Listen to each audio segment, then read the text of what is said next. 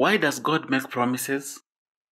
People make promises to do something later because they lack the ability or the convenience to do it now. Then comes God, who lacks nothing, yet he also makes promises. When men make promises, it is circumstances that have hindered them from doing it now. But when God makes a promise, it is a deliberate choice to not do it now but later. Why does he do that?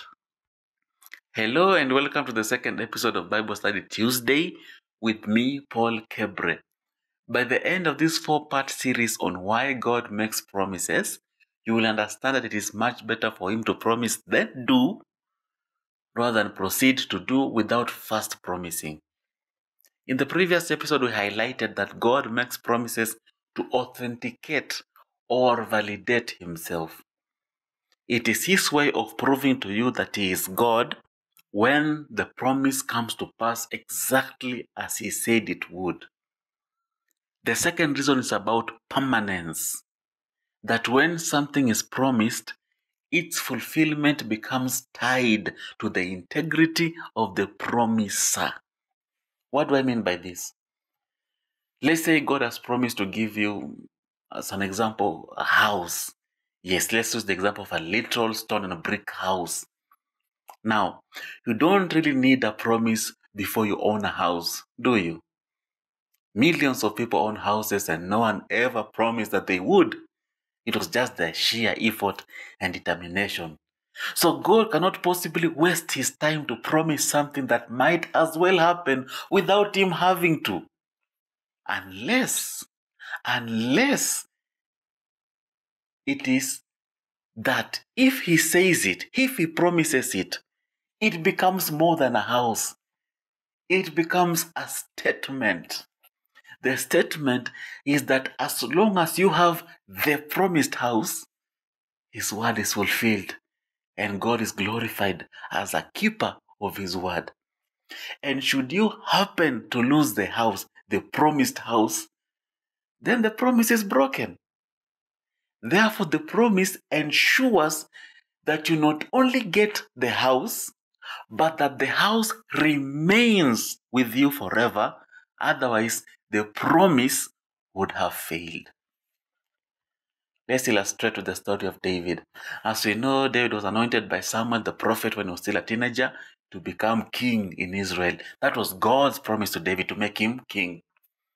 But at that time, there was another king in Israel, a guy by the name of Saul. God never promised to make Saul king of anything. Saul was anointed almost as a knee-jerk reaction to the people demanding a king. It was never God's prerogative or even his desire. How do we know this? Because the scriptures in Genesis chapter 49 verse 10 had predicted or promised that a king would come from the tribe of Judah, not Benjamin, which Saul came from. In fact, Saul wasn't even looking to be a king. He was searching for his father's lost donkeys, unaware even of the political debate that was going on at that time. He went to Samuel to inquire about the donkeys, and boom, he gets the throne instead. All these events happened almost by pure chance. But how did it end? After some years, Saul was rejected as king. No one from his family ever inherited the throne. Turns out it was all temporary.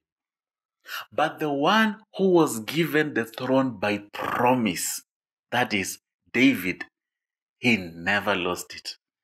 Both Saul and David made mistakes bad enough to be deposed from the throne. None of them was perfect.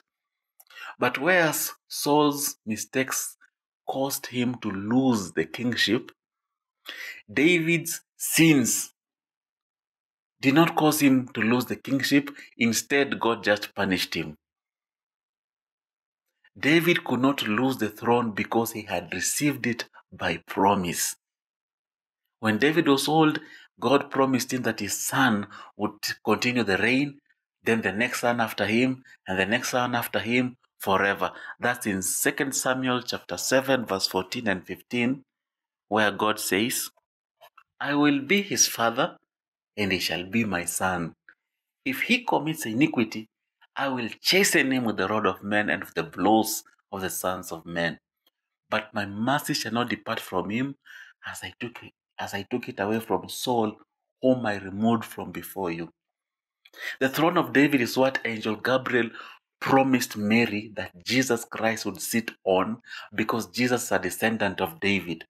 Whatever is given to you by promise is permanent, even to your children's children.